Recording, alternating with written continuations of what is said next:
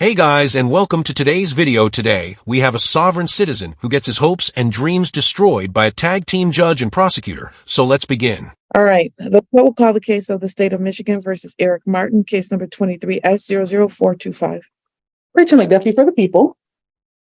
And standby counsel, Assistant Public Defender Jay Bellinger for Mr. Eric Martin, who appears via Zoom. Mr. Martin, can you please unmute and state your name for the record? I'm a living man, capital E, lowercase RIC, of the capital M, lowercase ARTIN family. One of the people, sovereign, not a legal fiction corporate entity defendant with a name similar to mine. And here by special appearance to threaten duress, not willingly. Now, again, I object again to any attorney being appointed to me, representing me. But that's something I want to ask you, Washington. Now, you said you're appointing this public defender. Are you appointing it for me, or are you appointing it for you? Or is it Sorry, just I standby? made my decision on that. It's standby counsel. If you have motions to make, you need to make those at this time. Yeah, that's how I need. I'm seeking clarification. Are you appointing him against my will to have an attorney appointed for me? Yes, it's not representing you. He's standby counsel. Please make your motions. Yeah, that's it. That's I was going to make the motion to dismiss him if he's if you're trying to appoint him for me, which, as I already said before, I will not be taking no attorneys. I'm one of the people. I'm not a defendant who's, yeah. So as I said before, so I'm not going to be accepting any attorneys. And nobody's saying that you have to accept the attorney, but the judge is doing what she has to do to protect your constitutionally guaranteed rights and appointing a standby counsel just in case you realize exactly how far and over your head you actually are. I was going to fraudulently assume I'm a defendant, and which would then fraudulently give the presumption I'm under the jurisdiction of the court, which I'm not. As I said before, You got 5 minutes to make your arguments, and you can spend them however you want to. all right, yeah. Like I said before, I'm a living man. So, as the U.S. Supreme Court said in the cases I cited to you before, there's no jurisdiction over a living man. Corporations don't have jurisdiction over a living man without our consent. I don't consent, and it's also under. There's no consent under the Declaration of Independence of 1776. There's no jurisdiction over a human without their consent. So I never consented to jurisdiction, and I don't now, and I never will. Now I have some questions, though, for the prosecutor. That's Sir, you don't get to ask questions. If you want to have a motion, you can make those. well, I object to that. That violates my right to a due process. It's relevant to a standing argument as to the prosecutor, whether they have standing or not. I think that's relevant to move forward or not. You know, there's no standing, shouldn't move forward. But so, what's your ruling on that? Your motion is denied as to jurisdiction and standing. Now, do you have any additional motions? I object to that because you didn't allow me to answer the questions to see whether you had a legit basis to make that ruling. Your objection is noted. Judge Washington is not around with this idiot. She doesn't have time for his games, and her hair is looking way too good to be dealing with this level of stupidity. The case anyway, right? I'm sorry, what? You said you're going to be addressing some demands for dismissal I made or sent to you already. So You're going to first of all, a demand is not a proper format before a court and could be dismissed outright. However, I'm going to allow you to make your motions here. If you want to make an argument, you can do that, sir. I object to that. That's not true. As I mentioned before, demands, when someone has the right to something, that's what the terminology demand is made. And that's the only reason why I make it. Motions, even though I know that's all you see in the court rules or whatever, traditional. But that's for a request, and persons are not, or humans are not supposed to be requesting constitutional rights. Me exercising my unalienable right, human rights and constitutional rights. I'm supposed to be making demands. That's how I've been, and that's backed up by law. That's how I've been taught. And so that's what, so it's all right and proper. Motions are requests, And the defendant makes motions also, since I'm just. So you're about to end of your 5 minutes. Well, I objected 5 minutes being any time limit also. I don't care about what you're objecting to. You can make it on the record. It is noted. Now, if you have something that you want me to address, you should do that before your time is up. Putting a limit on my First Amendment right, that's unconstitutional. Sir, please, if you want to have something to say other than the circular talk that you're doing, you should probably do that at this time. I didn't finish. That's why I didn't mean to, none circular. I didn't finish the first time. All right, well, that's it. As to that, Is the court ready for the people's response run? I don't know if he's done with his motion. Oh, I'm sorry. I'm trying to make. Well, the police, I want to question the police officer who wrote the ticket. I have a relevant question to him as the self-incrimination move to dismiss the case based on that. Because I thought you Dick Flutes didn't believe that the police have jurisdiction over you, so if he doesn't have any more or less jurisdiction than someone like myself, then it's impossible for him to make you give him your idded under threat better dress any more than I could. But my memory was it's a little, I don't really remember exactly what was said. That's why I kind of need to question him to refresh the memory. But I do remember in general, though, he kind of, I'm required to give my ID if I remember right, and I might have been arrested if I didn't give my ID, which was under threat and duress. And even if he didn't say that, which I don't remember, which, like I said, I need to have his body cam and all that. I want to be able to review that now, and also for the trial, if this goes to trial, I want the video present as part of my due process right for the evidence, which is my due process right, like I'm saying. And because,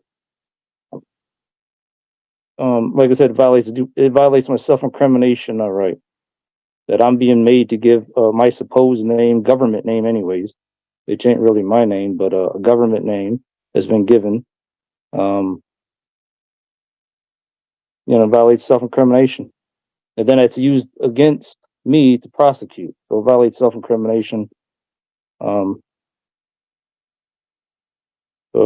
Yeah. Move to dismiss based on that too. And like I said, if you need more evidence as to, like I said, his questions, then he needs to answer my question. I was about to send out interrogatories to him. I'm about to do it here soon. If you find that's necessary, unless you find it ain't necessary, I'm gonna send it out soon. So, another thing. Now, Mrs. Washington, I just filed a federal civil lawsuit on you, for violating my constitutional rights during this case. So you may want to consider recusing yourself. I know you probably didn't get a receipt yet because I just sent it out like 2 days ago. So the court will be getting it, if they didn't get it already, be getting it this week. And yeah, so I want that out. As to your motion to recuse, that is denied. Based on what reason? Because you're a crayon-munching dumb __. That's why. And you presented no arguments that would justify the judge recusing herself, just as with a public defender. You can ask for a new one, but doesn't mean you're going to get it. Conflict of interest is my reason. That's why I didn't mention that, but I thought you might kind of already figure that. But conflict of interest due to the lawsuit being filed, that's the grounds of my demand for dismissal. Okay. And I would like to, Ms. Duffy, as the prosecutor, I'd like to notify you, of the crimes being committed against me by the police officer, in this case, writing the tickets, and I request you prosecute them for this, because I'm the crime victim here in reality. Because I was traveling by right, which the U.S. Supreme Court said we have, as long as you're not carrying passengers property for profit, you're not technically driving a motor vehicle. Therefore, all these charges are baseless. There's no case here. So in reality, I was harassed, retaliated against for exercising my right to travel on my motorcycle, and then with these charges. Okay, so because they had no evidence that I was carrying passenger property for profit. which is what's required. That's the definition of a motor vehicle under 18 USC section 31 subsection 6 and 10. That's when a motor vehicle is a motor vehicle. In contrast to the state law, I know what the state law says. The state law just says, oh, if something's mechanically drawn, it's a motor vehicle. Well, the state statute is in violation of this federal statute. Therefore, it's unconstitutional. Okay, and therefore, the federal statute definition of motor vehicle applies here. It overrides the state statute under Article 6 of the U.S. Constitution. Laws of the United States is supreme over state law. So therefore, I wasn't doing anything wrong. I was traveling by right on my motorcycle, as I have a right to do, without a license, without registration, without insurance. Well, no need to try him on those 3 charges, especially since he just admitted his guilt on the record. So I was all within my right under that federal statute and the U.S. Supreme Court case law that I cited already in the court that they sent back. But one of the main cases here is Packard versus Banton, U.S. Supreme Court case law. Okay, this is a little more specific than just saying people have a right to travel. It mentions it specifically. And I'm going to mention right here, volume 44, Supreme Court Reporter, page 259. The streets belong to the public and are primarily for the use of the public in the ordinary way. Their use for the purposes of gain is special and extraordinary, and generally at least may be prohibited or conditioned as the legislator deems proper. So as they're saying right there, so we do not need a license if we're not using the streets for profit, for gain. I wasn't doing that. The police don't have no evidence of that. So he shouldn't even pulled me over, stopped and wrote a ticket. None of that. So I'm the crime victim. I request you prosecute him for that. And it's also a federal crime, which I'm going to be contacting the FBI about. I already tried once. I got to call him back. Why would you call the FBI, especially when it's clear they didn't take you seriously enough to call you back in the first place? Anything else, Mr. Martin? Well, I'm going to see if you got my, if you're going to, I would like to just reiterate my, the demands for dismissal already made, or if you want to call them motions, but like I said, I like using the word demand because I don't agree to no unlawful presumptions that, because I understand the legalese a little bit where you say one word and it means something else and it's presumed. And that's why I demand also that there be no legalese used in no stages of this case, because that's one of the fraudulent things going on in the court system. I'm going to be filing a class action to stop this on a grand scale, but I know it's happening. That's why, like, for example, I use the word demand to use the word motion, and it can be presumed you're a defendant. Because defendants make motions, see? So that's why there should be no legalese used here. It's fraudulent, it's wrong, it's immoral, it's pathetic. Whoever made this stuff, because it's putting it's a blanket on a lot of people that don't know no better in the system. Something else. Now, when this proceeding started, I noticed on the screen it said no recordings are allowed. Okay, now I object to that, in that violates my due process right to preserve evidence, me or anyone else, and I'm not just speaking for me, I speak for everyone else. All the people have a right to record in any public court. This is all public. U.S. Supreme Court already said this. People have the First Amendment right to record in public anywhere. And it's also a due process right to preserve evidence. Because if my rights are violated during these proceedings or any other, along with anyone else's, we have the right to record that and have that evidence to bring criminal or civil charges. So that's why that's not supposed to be popping up on the screen that video, audio recordings ain't allowed. Well, unfortunately for you, you're not in a public environment, you're in a courtroom. And even though this is taking place over Zoom, the same rules and regulations apply that would apply as if you were in person now. Let's hear from a prosecutor as she is about to destroy everything that he holds true. Right, thank you, sir. Miss McDuffie. Thank you, Your Honor. So I am aware of 5 items that have been filed by Mr. Martin, I think after this case began to be pending in this court. And I'll just briefly address as to the formatting of those. I did notice all of them are handwritten. He does write a date on the top of each document, but then he usually signs off with a different date on the bottom of the document. So if it ever comes into play that there's an issue with the timing with respect to deadlines or anything like that, for my purposes, I'm just going by the date that it was received by the court, which is usually a third date that is different from the other two. So the first document I'm aware of is titled Demand for the Return of My Motorcycle. That one was received by the court July 27th, or yes, I believe somewhere around there. I'm sorry, I'm not going to the dates aren't really important, so I'm not going to dwell on those. I'm just addressing these versus actually, I think, responding to them in detail. Defendants specifically ordered and demanded that the troopers from Michigan State Police return his motorcycle in this case. That is a request of police that was filed with the court. No response appears to be required or called for from the people, so I don't have anything to say about that. Next is the motion that was filed for the disqualification of the judge in this case. And I just wanted to point out a couple things. First and foremost, as Mr. Martin pointed out, the court rule that relates to disqualification of judges, MCR 2.003, speaks to the exact procedure for that. In a single judge court, and actually the challenge judge here is the chief judge, the challenge judge is the person who decides this motion. So I don't have any argument to make as far as that, but I would point out there is a quote included in that particular motion that challenges this court's jurisdiction. And it cites a case from, what's that? Oh, yes. Penhallow versus Doan's Administrators. That's a case from 1795. And the specific quote that was cited in that case to challenge this court's jurisdiction, it's a paragraph or so.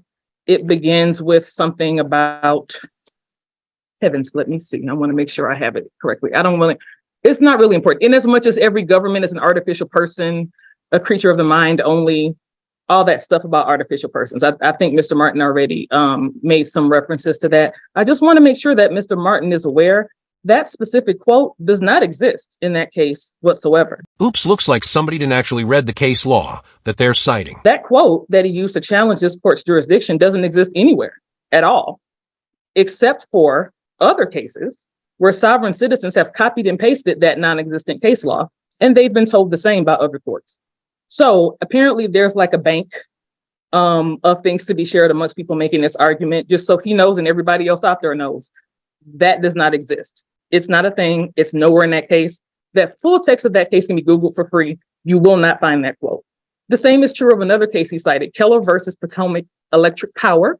That's from 1923. That case also does not include that quote, those words, or anything even slightly resembling that argument regarding the power he believes is lacking here due to municipal court status.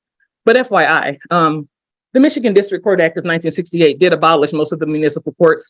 4 of them are left that they did allow to remain: Grosse Pointe Farms, Grosse Pointe Park, and Grosse Pointe Woods. All of those are in Wayne County. We're in Washtenaw. So just so that Mr. Martin is aware, this is not a municipal court. It's a district court. Finally, as to the motion to disqualify, as I mentioned, that is for the judge to decide. But I might want to point out the manner in which he chooses to pursue that disqualification, including any comments or insults. For example, on page 9 of his motion, when he says that also Washington is not a real judge, but a clerk masquerading as a judge. Pursuing disqualification or recusal or even a federal lawsuit does not insulate you from the contempt powers of that very same court should you choose to continue escalating that type of behavior. That's just the more you know from me. Third, next document that was filed from this court, it's titled Martin versus Mike. Plaintiff's response and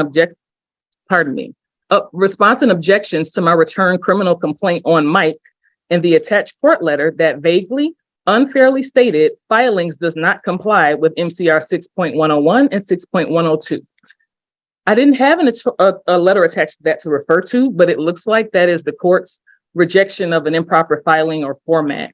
I honestly have no idea who Mike is, but the people of the state of Michigan are not listed as a party in that filing, so I don't really have any response to that either. I can advise, though, that Mr. Martin mentioned earlier and it's stated here that the reference to this criminal complaint, because a defendant refers to himself as a plaintiff and title something as a criminal complaint, it doesn't make either of those things true. So I'll direct Mr. Martin to the same court rule he actually cited in that filing, which is MCR 6.101. The prosecutor's approval or posting of security. A complaint may not be filed without a prosecutor's written approval endorsed on the complaint or attached to it, or unless security for cost is filed with the court. I just wanted to disabuse him of that notion that because he creates a criminal case, I guess in his mind and on paper, it doesn't mean that that exists in reality. Got him. So nothing more from that. The court's rejection of an improper filing really isn't my business. So no response from opposing counsel would apply today. The last two things that were filed before the court are two demands. The court has already mentioned demands. I'm so sorry. It's a lot of talking happening here. I gotta refresh. Two demands. One demand for default judgment and another demand for summary judgment. Both of these I would have the same reaction to. The demand for summary judgment, summary disposition concerns parties to a civil action, and defendant is referring to civil procedure, not criminal procedure. There is no summary anything of that notion in criminal matters. Now, he made some references to Article 3 of the U.S. Constitution. That pertains to federal courts, appointment, tenure, Supreme Court justices, federal circuit and district judges. Those are Article 3 judges. Those are the ones nominated by the president, confirmed by the U.S. Senate. So this court is not controlled by Article 3 of the U.S. Constitution. But I think he knows that because he's citing Michigan court rules to sustain his argument for pretty much everything else. So that doesn't change here. Summary judgment is not a thing here. Default judgment. Now, that's not quite the way it works. I think he argued that because the prosecutor in court did not respond to the request to return his motorcycle for that first filing that I mentioned, that he should have a default judgment and he should automatically get what he's demanding because he didn't respond to it. Well, I'm responding right now, but that's not how it works either. Again, this is kind of a civil issue. There are cases where there are default judgments filed, but those are civil actions. We have traffic tickets that defendants fail to appear and get a default judgment. But if that were the case, I would have a default judgment of conviction for every criminal case where defendants fail to appear. People are on bench warrant status for 6 to 20 years at a time. I don't get automatic default convictions. So again, that's really not what's happening here. So those are the 5 things that I'm aware of.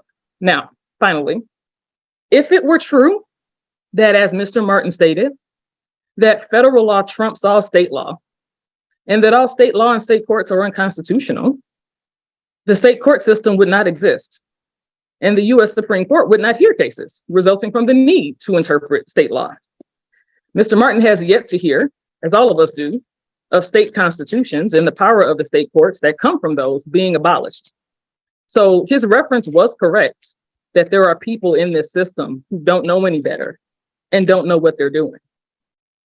I don't think present company is excluded from that. Man, did he ever pick a fight with the wrong one today. This is probably one of my favorite sovereign citizen shutdowns of all time. And to throw salt in the wound, she gives him a classy little reminder that he's not even in the same sport, let alone the same league, as an actual attorney. So on that note, Mr. Martin, if you want to continue without an attorney, you can, but I wouldn't recommend it. That's all from the people. So surprised you wouldn't recommend you're a prosecutor. But anyway, well, I think that she said so much. I took some notes, but I couldn't take notes on everything. Hard to follow along with everything else. I think it's best to, same with me too. I say one thing, allow her to respond back. She says one thing, then allow me to respond at one set of, you know what I mean? Like me saying a whole bunch, and then her saying a whole bunch, because it's hard to follow along for both of us. I think harder, at least me, and for both. I think it's common sense. But all right, well, so I'm gonna respond now to the things I could follow along with, and I took some notes. But I couldn't. I'm gonna need her to say again what I missed, and then I can respond one by one. Okay. That's not how this is gonna work, sir. That's I not think how. to understand here. You I have the right to that. What are you talking you're not controlling this courtroom, sir. That's not how this works. As I'm speaking about what I have a right to do, I have a right to respond back. So You're gonna get 5 minutes and I'm gonna be done. So that is your opportunity. And after that, I'm gonna make my rulings. You got So- 5 minutes. I'm actually setting a timer. all right, Again, I object to that again as being violates my due process right to the First Amendment. It's not supposed to be regulated by a certain time limit. My First Amendment right to say what I got to say, based on an arbitrary, unfair time limit. Sir, in a minute, you're pushing towards being in contempt of court. You got 5 minutes. You can make your objection, which you've done. You got 5 minutes. Now please move forward. Criminal. Yeah, I want to object to that too, though, about what you said about contempt of court. Exercising the First Amendment is not contempt of court. It's nowhere close to that. There's no First Amendment right in this courtroom, so you're a defendant. You need to actually do what is requested of you, and I'm giving you an opportunity to make your argument. As to the criminal complaints, in response to what you said about that MCR, the refusal to act on my criminal complaints that I filed because of MCR 6.101. And now, first of all, it violated my due process right, obviously, because they didn't mention a subsection of that rule. There's many subsections. Okay. So I'm still left in the dark on what specific subsection it is. And all those apply to specific fact situations. So that was the first due process violation right there, just mentioning that too vaguely general. Number two, but assuming it was based on not paying a fee or whatever, I think like she mentioned, or getting a prosecutor's approval. Okay, if it is for that reason, those reasons are unconstitutional and therefore it's invalid. That court rule. That's why I'm going to file a class action actually on the court rule.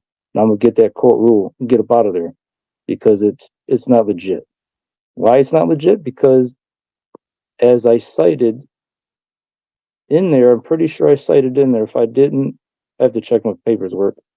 But I'm pretty sure I cited in there, or I was waiting to respond back if I didn't already. But I'm gonna say right now that it violates the court rule on, the Michigan Constitution part that says that people have the right to prosecute their own cases. In Article 1, I forget the exact section.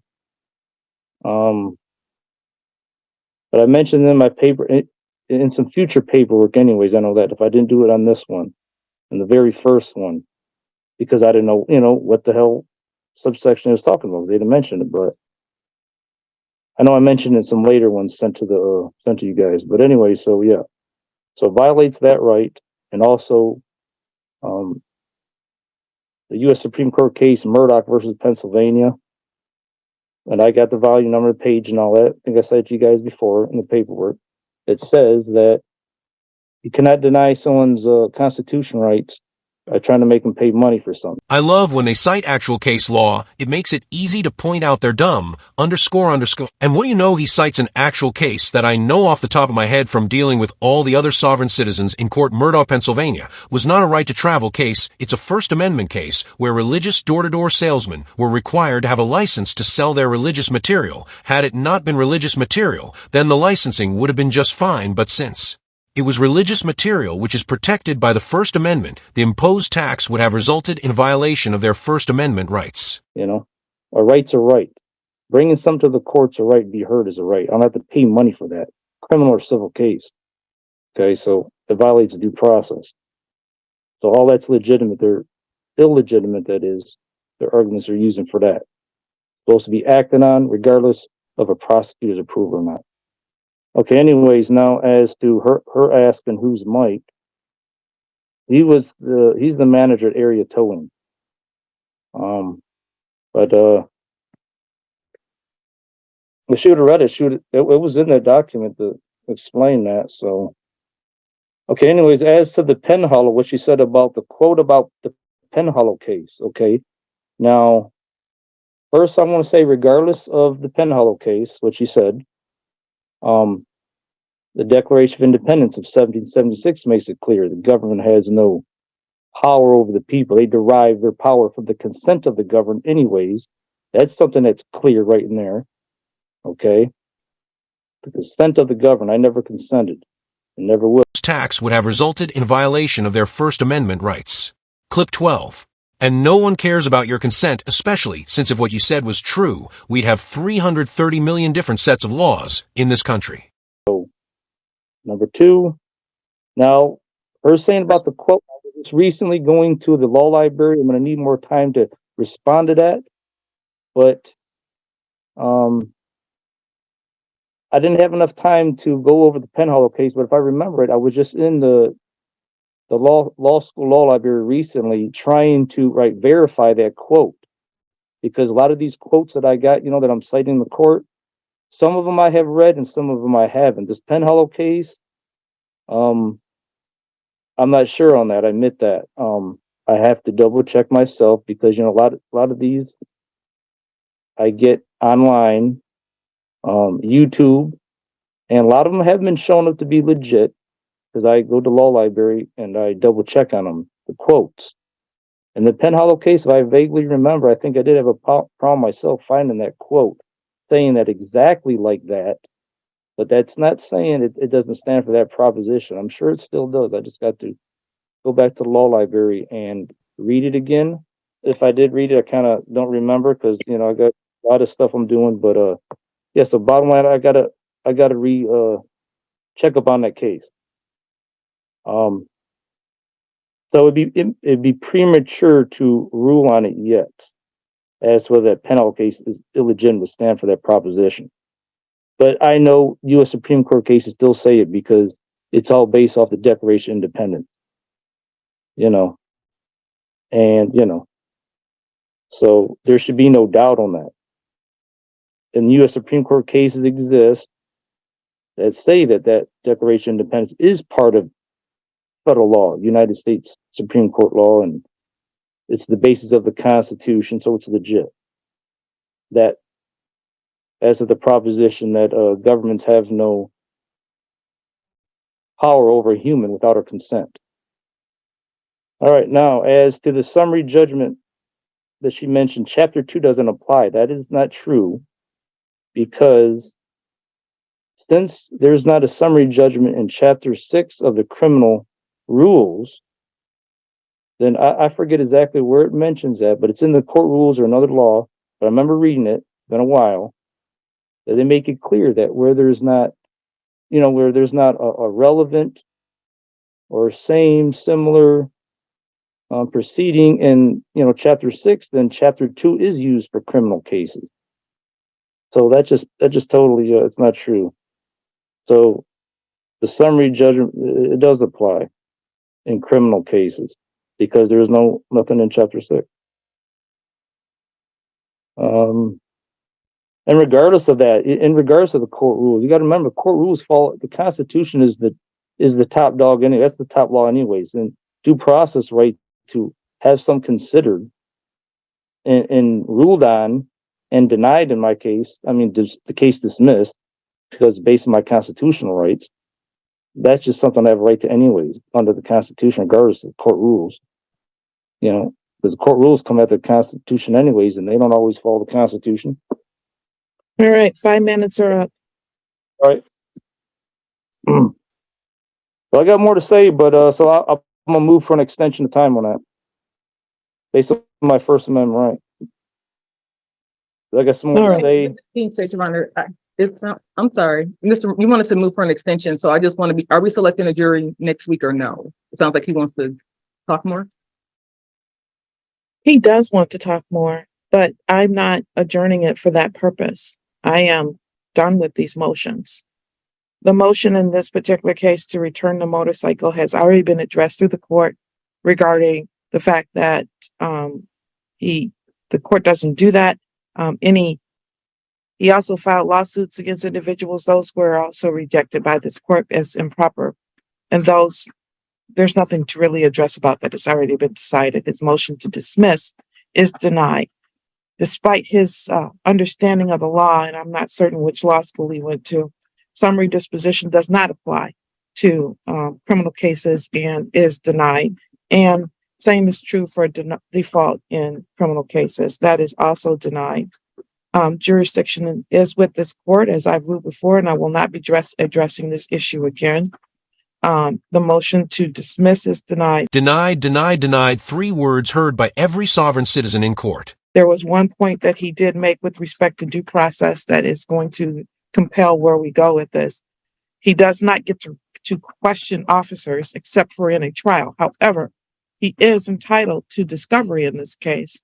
And he mentioned that he did not receive a copy of the video, if there is a video, or if there's body cam, he's making a demand for that. And he is entitled to have a copy of any body cam that exists in this case and a copy of any police reports that exist in this case. So those items need to be turned over to the defendant so that he can properly prepare for any trial. And trial right now is scheduled for 1 week, so I don't think it would give him a proper opportunity to prepare. I will remove this from the trial docket for this upcoming week to and there is one place in which criminal cases does have a demand, and that is a demand for discovery. So I think he is making that demand for discovery, and I am going to require that the prosecutor provide him with that. Absolutely, Your Honor. I think the issue was the standby counsel and him rejecting representation. So normally this is brought to the PD's office, but since I think it's been reaffirmed today that I'll figure it out. We'll get it done somehow. What do you have an email, or are you just gonna, Mr. Martin, are you requesting to have the documentation sent to you via mail or email? How do you plan to receive it, sir? First of all, I'd like to refer to me as Mr. I understand that's another one of the term Mr. is another one of the what's the words I'm looking for? I forget what it's called here. All right, you would like to figure it out to get him that documentation, and I'm going to give you a new date. Legalese term, that's the word I look for. The Mr. is a legalese term that's fraudulently assuming I'm a defendant and all that. But anyway, so Yes, Your Honor, while you look for that date, I will just state on the record, if Mr. Martin, Eric Martin, living man, the individual sitting here before me today speaking, if you would like discovery, I would highly suggest that you give the court an email address or some method by which we can deliver that discovery to you, because I'm not trying to keep it from you, but if you don't help me to help you, I can't get it to you either. I'm gonna give them my address, and I'd rather do it through my physical address here at the home. I just wanted to object to the term first, that's all, but before I forgot, or you guys keep going on, don't let me do it. But so that's also a reason I'm gonna move to that you should grant that they give my motorcycle back to me so I have transportation to get there. And again, now remember, you said you have no power to decide on if I remember right, that's the word you used. No power to give my motorcycle back, but you do, and not just power, but an obligation under the Constitution, because it was took in violation of my constitutional right, because it's my private property. So not only do you have the power to do it, you have the obligation because you took an oath to uphold the Constitution. They took it in violation of my constitutional right. It's my private property. Like I said, under that federal statute, 18 U.S.C. 31, subsection 6 and 10, a motor vehicle. Sir, I'm done with that. I'm done with that type of argument. But Ms. McDuffie, regardless of why he's making that argument, which is not valid, why do the police still have that motorcycle? Is it being held for evidence, or why are they holding that motorcycle? No, the vehicle was impounded as any vehicle would be when someone is pulled over for not having a valid license and or a lack of insurance. I think there was also unregistered plate or registration, which is count 3 in this case. The vehicle, his complaints refer to his desire he can go get that anytime. His complaint is that he wants it returned to him without him having to get it nor pay for it for the most part. So that's the issue. I see. Thank you. Mm-hmm. That's right, because like I said, because it's my constitutional right to have my private property. I don't need to pay no money. And especially on top of that, there are excessive fees on that, as we know, towing places traditionally do, which I plan on getting a lawsuit going on that too. I'm gonna make them stop that. I get to it. They just keep running the prices up every day. It could be thousands of dollars. One thing's worth. Well, it sucks to be you because that's how tow yards work. And to think for just a couple of $100 a year, you'd be licensed, insured, and registered, and you wouldn't have to deal with none of this underscore. But I guess some people would rather underscore around and find out all, right? So that's the end of today's video. He has a new court date in early December.